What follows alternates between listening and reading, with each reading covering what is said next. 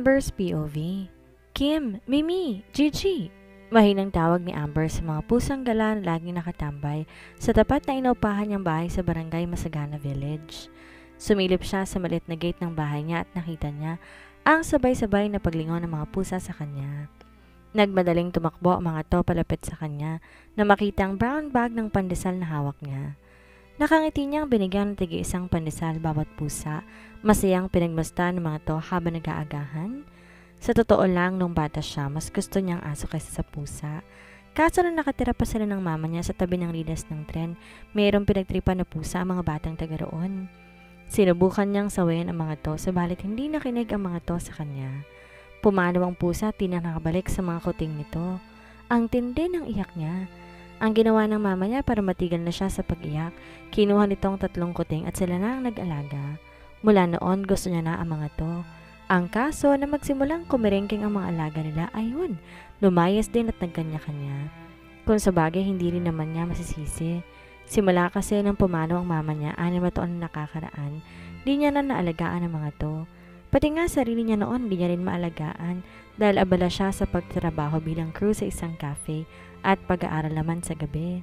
Nito lang nagkatrabaho siya talaga sa Pastel, isang sikat na lifestyle online magazine. Nagbago ng husto ang buhay niya. She is a writer for Pastel, pag-aari ng pamilya ni Bianca, ang matalik niyang kaibigan na nakilala niya noon sa university. Sa totoo lang, nung alokin siya ni Bianca ng trabaho sa kumpanya nito, maraming inggitera at chismosa ang nagpuko ng isyo sa kanya na kaya lang naman siya nakapasok sa Pastel dahil sa koneksyon sa kaibigan. Kaya naman she has to double and even triple her efforts just to prove them that she got the job because she has the skills and know-how. Ang forte niya mag-interview, magsulat ng article sa mga taong hindi pa na-interview ng iba. Madalas sa mga ordinaryong tao na may malalaking kontribusyon sa society and somehow matagumpay naman niya yung nagagawa. That's why there she is 4 years after, still writing for one of the most successful online magazine in the country. Agad na naagaw ang kanyang atensyon nang tumunog ang cellphone niya na naiwan sa sala. Agad siyang pumasok sa bahay, sinagot ang tawag. Bianca! Bungad niya sa tumatawag. Amber, I need you to do me a favor. Nag-release na tayo ng teaser for the wedding article. Someone from Pastel needs to be there. It's the wedding of the year. Dire-diretsong sabi ng kaibigan sa kanya. She can sense the panic and urgency from her voice. Saan?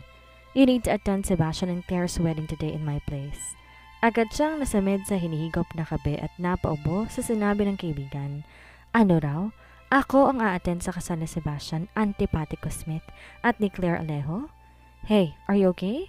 Nag-aano lang tanong ni Bianca sa kabilang linya nang magsunod-sunod ang pag-ubo niya. Tumikim siya habang lukot ang mukha. Magiging okay ako kapag binawi mo yung iniutos mo sa akin, Bianca. Chen, ano ka ba naman? Alam mo na naman allergic ako sa mga mayayamang tapos gusto mo pa ako makihalubilo sa kanila ngayon. My family is rich, so allergic ka rin sa akin. Sa amin? Totoo ang sinabi nito. Bianca's family owned a chain of grocery store, newspaper company at syempre ang Pastel. So yes, her best friend's family is really rich. Umirap siya. Alam mo naman, exempted ka sa rule, matagal na. Ang ibig kong sabihin kung papupuntahin mo sana ako sa isang liblib na lugar para makitang mga ngisda na naging sireno sa gabi, payag ako. Kahit na makipag-swimming pa ako sa kanya, kahit di naman ako marunong lumangoy. Pero sa kasal ni Sebastian, Diyos ko, nakalimutan mo na ba ang ginawa nun kay Minnie? Kasama niyang waiter sa Pastel si Minnie noon. Naatasan to interviewin si Sebastian ang tagapagmana ng Gold Hotel International, isa sa pinakasikat na chain of hotels sa buong mundo. Ang balak sana ng Pastel noon, gawing cover ang lalaki para pagbigyan ang mga readers nila for their anniversary issue. But Sebastian did not just turn Minnie down. Ininsulto na magaling na lalaki ang kanyang kaibigan at sinabing ang Pastel ay isang piraso ng basurang tinangkilik ng mga pangit na babae at di makakakuha ng isang lalaki para sa kanilang sarili. Naikwento ni Minnie sa kanya yon, kulang na lang mag-isa siyang magwelga sa harap ng Gold Hotel. Hindi kasi tama eh. Si Sebastian sigurong isa sa pinaka-hinahangad na bachelor ng henerasyon nila at sikat na sikat pero hindi siya Diyos. Wala tong karapatang magpahiya ng tao, lalo na nga't di naman to empleyado. Minnie filed an irrevocable resignation after that. But I told you, nagsorry na si Sebastian sa pangyayaring yon. Nagsorry pa siya ng personal kay Minnie. Sinabi niya nagkaroon lang siya ng masamang araw. Paliwanag pa ng kaibigan sa kabilang linya. Kahit pa totoong ginawa ng lalaking yon, hindi pa rin siya kumbinsido na hindi ito suplado at antipatiko at nun ka siyang makikisalamuha dito, lalo pat kasal nito. Ano siya, hello? Kahit ano pang sabihin mo, Bianca, hindi mo ako mapipilit pumunta sa kasal niyang pugok na lalaking yan. Kung gusto mo ng article, ikaw mismong pumunta. Anya rito bago muling humigop ng kape. But I can't, reklamo ng kaibigan niya. Namewang na siya. Anong but you can't? Ano bang drama mo, Bianca? You've been preparing for this week for weeks. Tapos at the last minute, hindi ka attend. May iniiwasan ka ba doon? Natigilan siya at napakurap. Oh my God, a-attend si Franco? Pasigaw niyang tanong sa kaibigan. Kagabi ko lang nalaman, nasabi ni Mommy during dinner. Anito sa mababang tinig. Franco was Bianca's ex. They've been together for 2 years before the man ghosted her friend. Next thing they knew, Franco got married to Bianca's distant cousin, Jay Lally. Bianca is a mess after that. It took a while before she recovered from the heartbreak. At naintindihan niya na ngayon kung bakit ayaw nitong umattend sa event na posibleng makita nitong talipandas nitong ex. Mabilis siyang nag-isip. Samantala, bumasangot at nagbuga ng hininga bago nagsalita. Anong oras ba kasi yung kasal? Sa kabilang banda. Di mapakali si Amber sa upuan niya sa simbahan. Paano? Halos 1 oras ng late ang model actress na si Claire Alejo at ewan niya kung hanggang kailan siya makakatagal doon. Malapit na siyang masuffocate sa dami ng mayayamang naroon. Even with her perfect dress and makeup, she can still feel the fact that she doesn't belong to that crowd. At lalo siyang naiirita sa isipin yon. Hanggang ngayon talaga hindi niya pa rin naiintindihan ng mga social classes. Bakit kailangan may social classes wala naman talagang pagkakaiba bawat tao? And when did wealth become basis of human worth? Napabuntong hininga na lamang siya. Sa ngayon, yun lang magagawa niya para pakalmahin ang sarili. Iniisip na lang niya ang lahat ng pagtitiis niya yon para kay Bianca. Maya-maya pa tumindi ang bulong-bulungan sa loob ng simbahan. Kalibel na noon ng mga fans ni Claire na parang nagrarally sa labas kakahintay sa idolo nila. Agad siyang nagpalingalinga at nakiramdam. Something in her gut tells her that something is wrong. Di pa lang niya sure kung ano talaga. Maya-maya pa nakita niya, kinausap na si Basha ng mga magulang nito. She did not miss the loud gasp of Mrs. Divina, pati na rin pamumula ng mukha ni Mr. Fernan. Sure na siya ngayon, sa tulong ng ilang taon niyang pagiging chismosa, may ganap nga talaga kaya wala pa si Claire. Few moments more, Sebastian went to the pulpit. His demeanor was defeated, weak. Ilang sandali pa bago to nagkaroon ng lakas ng loob magsalita. I would like to apologize to everyone, but the wedding has been cancelled. Claire is nowhere to be found at the moment, but you would do us all a favor if you will proceed to Gold Hotel Manila and join us for dinner. Thank you. Oh my God! Sebastian became a jittered groom? She screamed internally. Pinigil mapasinghap at pinanood ang pag-alis ng lalaki sa pulpit. Kasunod ang malakas na bulong-bulungan mula sa bisitang naroon. Next thing she knew, wala nang pamilyang Smith sa simbahan. Napakurap-kurap siya at naguguluhang ginagala ang tingin sa mga nasa loob ng simbahan. Wala pa sa mga bisitang umaalis sa kani-kanilang mga upuan. Marahil gaya niya hindi rin makapaniwala ang mga to sa nangyari. Maya-maya pa nag-vibrate ang cellphone niya sa bag. Kaagad niya yun kinuha at sinagot. What happened? Mom just called. Totoo ba? Hindi na tuloy ang kasal? Dire-diretsong tanong ni Bianca sa kanya. Invited ang mga magulang nito sa kasal dahil amiga ni Mrs. Smith ang mommy ni Bianca. Tumayo siya sa upuan at nagpunta sa gilid ng simbahan para malaya niya makausap ang kaibigan. Kung anong ibinalita ng mommy mo sa'yo, yun na yun. Sebastian is a jilted groom. Sebastian is a jilted groom? Pag-uulit niya sa isip. Napangiti siya at pasimpleng bungis-ngis. Di niya alam ba't siya natatawa na hindi sinipot ni Claire sa Sebastian sa binansagang wedding of the year ng mga to. Ayaw niya sanang magbunyi sa kamalasan ng iba, pero papunta na siya talaga doon at patawarin sana siya ng langit dahil naiisip niyang nakarma na marahil ang lalaking yon sa lahat ng kasupladuhan at kantipatikohang ginawa nito sa kapwa. Pates pa rin talaga ang mundo? Napangiti siya sa naisip. Bigla niya tuloy naisip na parang masarap mag-steak ngayon. Tama, mag-steak muna siya bago umuwi. She just felt the need to celebrate the fact that the world is still fair and just. Tama nga si Sharon Cuneta, bukas luluhod din ang mga tala. Amber! Malakas na sigaw sa kanya ni Bianca sa kabilang linya. Agad din naman siyang natauhan. Sorry, andyan ka pa pala. Narinig mo ba yung sinabi ko? Nalukot na ang mukha niya. Daldal para ng daldal ang kaibigan niya habang abala sa paggalang isip niya. Ano nga ulit yon? Sabi ko, manatili ka dyan at kumuha ng insider scoop kung ano talagang nangyari. The wedding is a big news in itself but Sebastian getting ditched is even bigger. Kaya dyan ka lang at makibalita ka. Sabihin mo ako sa lahat mamaya at ako mismo magsusulat ng istorya? Napanganga siya sa sinabi nito. Aminado naman siyang chismosa. Required yun dahil nga writer siya. Pero sa 4 na taon niya sa Pastel, never siyang nagabon ng istorya, lalo kung tungkol sa mga artista at elitista.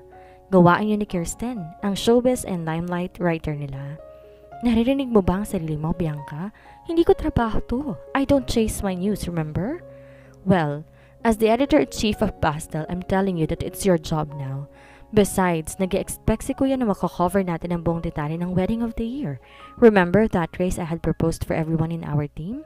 He said if we could get a big news within this month, then he will not just give us all a raise but a bonus too. Why did you think I was desperate in pushing you to go there in my place? Ito ang malaking balitang hinihintay natin, Amber. Ito na yun. So please gawin mo to hindi lang para sa sarili mo but also for the rest of us in Pastel. We're counting on you. Lalong nalukot ang mukha niya.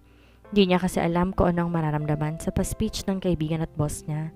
And while she doesn't mean any disrespect to Bianca and her brother Victor, the CEO now of Chen Consolidated Corporation, parang gusto niyang pagpompyangin ng magkapatid.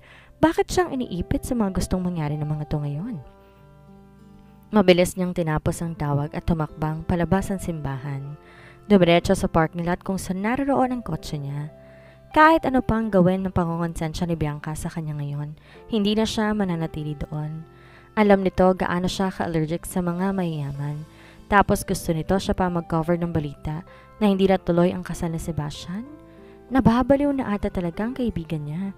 Ganun ba ang mga nag-ghost, nagkakasaltik? Nasa driver's seat na siya ng kotse nang muli tumunog ang cellphone niya. Si Bianca ulit yon. Amber, hindi ka na sumagot. Are you okay? Are you not on fire yet? Pangaasar nito sa kanya. Bruwa ka, malapit na. Singal niya sa kaibigan. Seryoso ka talaga?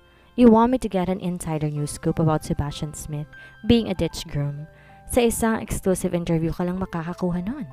Exactly. Give me an exclusive interview with that man. Anito sa kanya. Ikaw nga, Bianca, umamin ka? Nababaliw ka na ba? Kung noon nga na sinabi ni Sebastian na mas suma ang araw niya, kaya nilunod sa insulto si Minnie, baka baliin na nung leeg ko sa inis. Kapag nagpumilit akong mag-interview siya ngayon, nang tinakasan nga siya ni Claire sa mismong araw ng kasal nila. Sandaling natahimik ang kaibigan niya bago nagsalita. 1-month vacation with pay. Natigilan siya.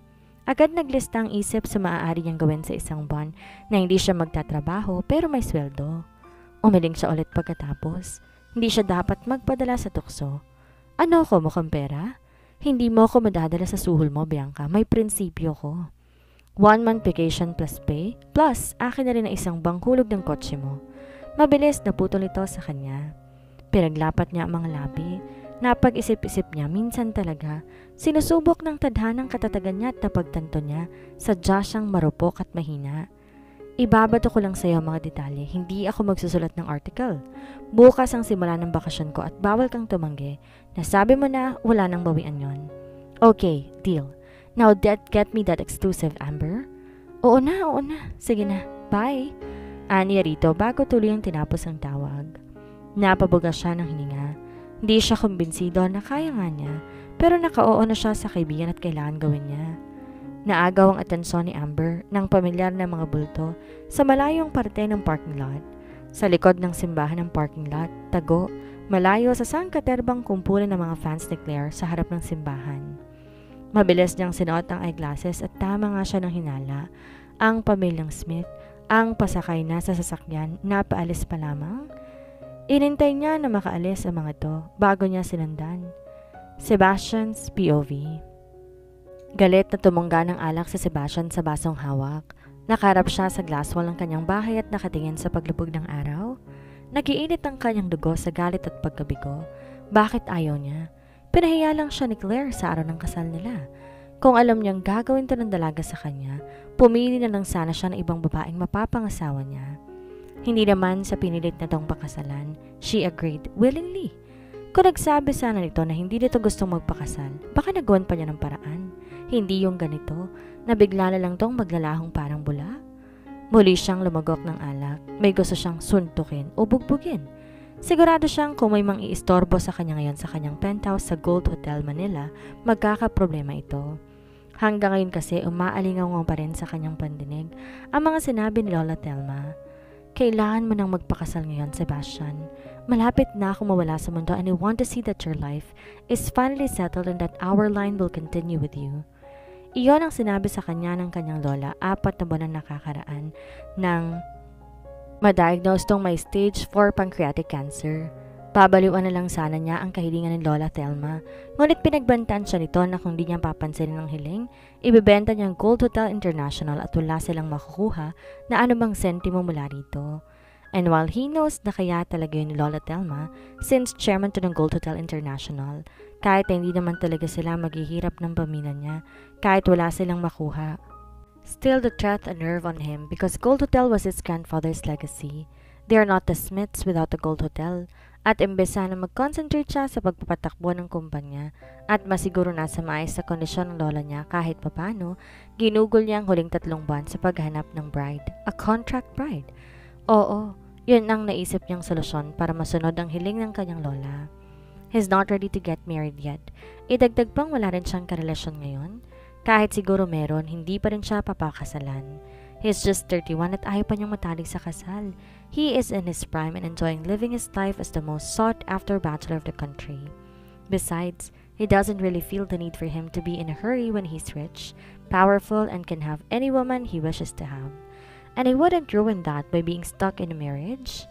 More so when that marriage was set up by his parents who, like Grandma Thelma, already wanted him to settle down with a girl they'd pick for him.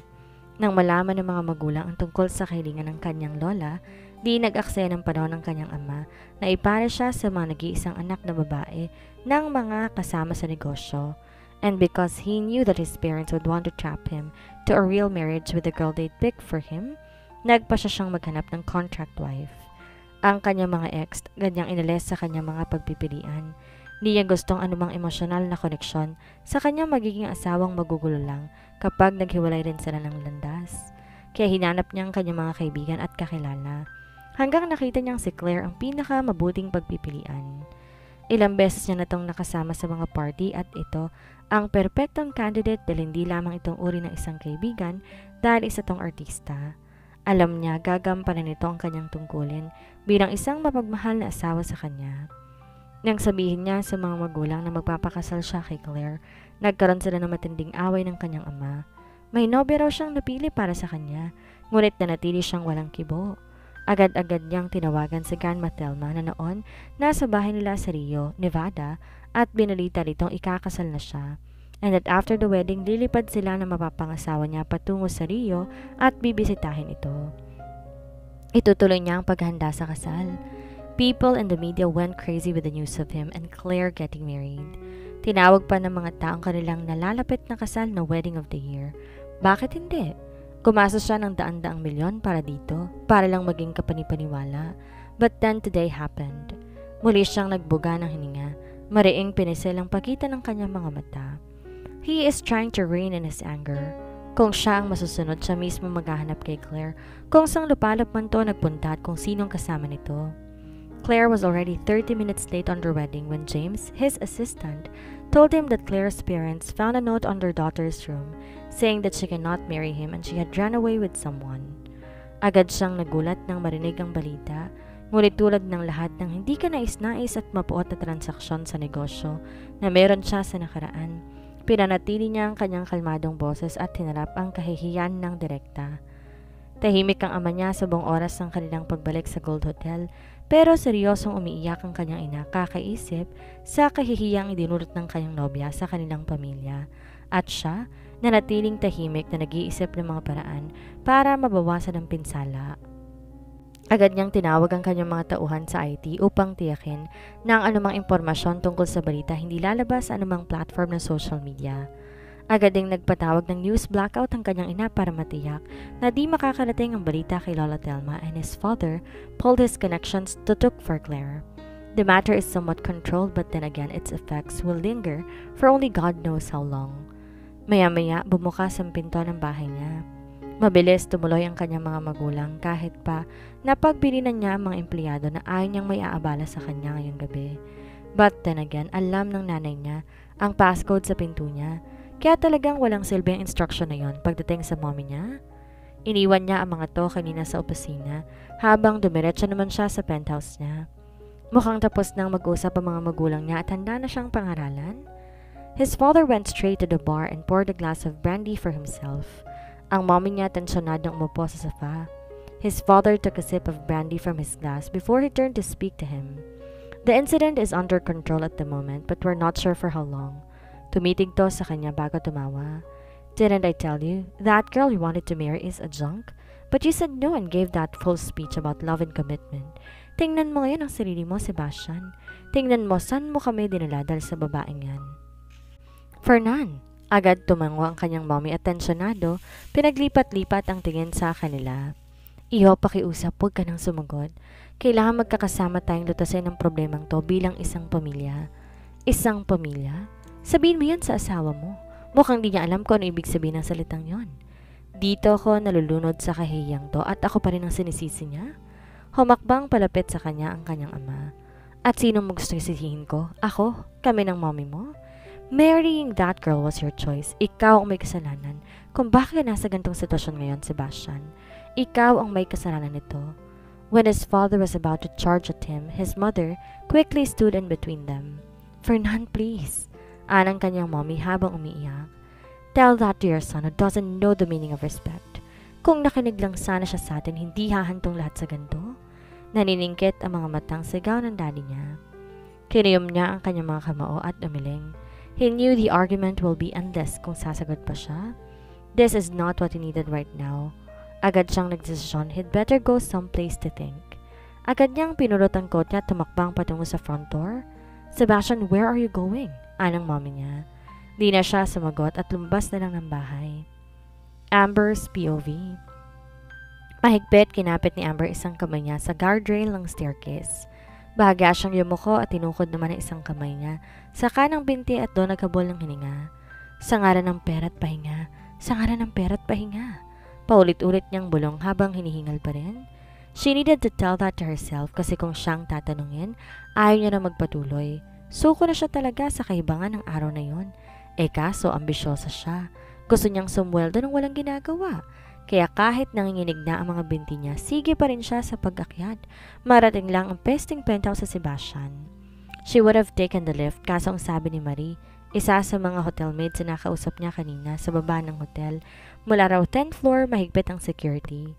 Utos daw yun ni Sebastian para maiwasan ang unnecessary media presence sa hotel. Dahil wala siyang choice kasi nga ambisyosa siya, mula 9th floor pinili niyang magagdan hanggang marating ang penthouse sa 19th floor. It would have been an easy feat for others. Pero dahil di siya athletic at never siya nag-exercise, pakiramdam niya, imbes hanggang tuktok lang ng hotel ang punta, diretso langit ang kakahantungan niya. Maya-maya, tumunog ang cellphone niya sa bag. Muli, lihim siyang napamura. Kahit di niya tingnan ang text message, alam niya kung kanino yon galing. Kay Bianca na walang ginawa kundi mangulit sa kanya ng detalye sa nakalipas na halos 2 oras mula sundan niya ang pamilyang Smith tungo sa Gold Hotel. She is only one of the few members of the media na nakatunog sa pag-alis ng mag-anak na Smith sa simbahan. At that point, she was very confident that her task would be easy. Subalit na makarating siya sa Gold Hotel na hindi man lang siya nakalapit sa pamilyang Smith. Agad kinordona ng security team ng hotel ang lugar. Lahat ng entrances at exits bantay sarado. Idagdag pang nagdatingan ng ibang mga kasama na naghihintay din para sa anumang balita kay Sebastian, the ditched groom of the year. She was about to give up when she saw a familiar face exiting the hotel, her neighbor, Marie. Then an idea sparked in her mind. It would be a little bit dangerous, but if she would pull it off, garantisado, makukuha niya isang buong buwan na sweldo niya habang nakahita lamang sa kama. She will disguise herself as a hotel maid like Marie. Noong una, hindi pumayag si Marie sa plano niya, pero nakiusap siya. Nanuhol din ang 3,000 mapapayag lang to sa plano niya. Giniya siya ni Marie sa likuran ng hotel, sa bintana na di gaanong kataasan. Sinabihan niyang akitin yon at magkikita daw sila sa loob ng silid na yon.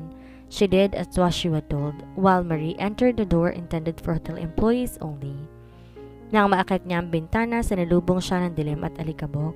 She reckoned that she was in an old and dingy stockroom when she used her cell phone to light the place. Matatakot na sana siya, subalit, segundo ang binilang ng buksan ni Marie ang pinto na silid. Sa kamay nito ay isang pares ng hotel maid uniform. Nagmadali siyang magbihis sa dilim habang nakikinig sa sinasabi ni Marie tungkol sa security measures ng hotel. Ang bili nito kapag natapos ng misyon niya, iwanan na lang niya ang uniform doon. Babalikan nito kinabukasan. Umoo siya, punong-puno ng kumpiyansa sa sarili. Pero eto siya ngayon, halos wala pa sa kalahating misyon niya. Nanginginig na ang mga tuhod at malapit nang maubusan ng hininga. Muli siyang naggit-ngit. Ano ba naman kasi itong napasok ko? Ngayon siya naniniwala sa laging pangaral ng kanyang ina nung nabubuhay pa ito. Ang taong mapaghangad, mapa sa kanya man ang lahat, hindi pa rin sasapat.